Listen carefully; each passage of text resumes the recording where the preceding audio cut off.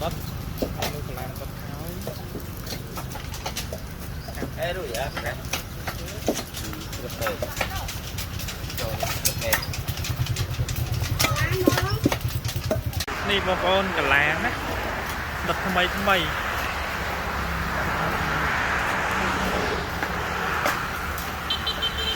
មួយថ្ងៃដុតម៉ានបងដុតអស់ម៉ានមួយថ្ងៃដុតប្រហែលជាម៉ាននំម៉ាន3 10គីឡូម៉ានហើយទៅបាន2 12ហើយនេះកន្លាងដុតថ្មីថ្មីមកប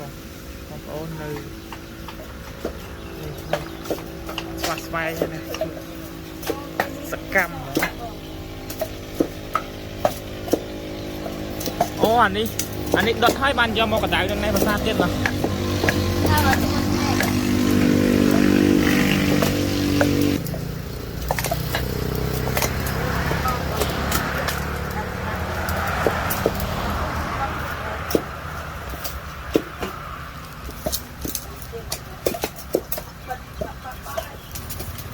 ធំស្អីទួនទីខាង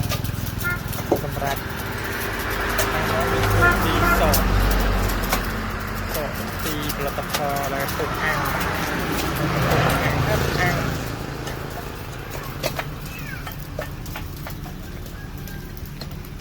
ហើយទួនទីគាត់អ្នកដុតភ្លើងហើយនឹងខែកាឡាន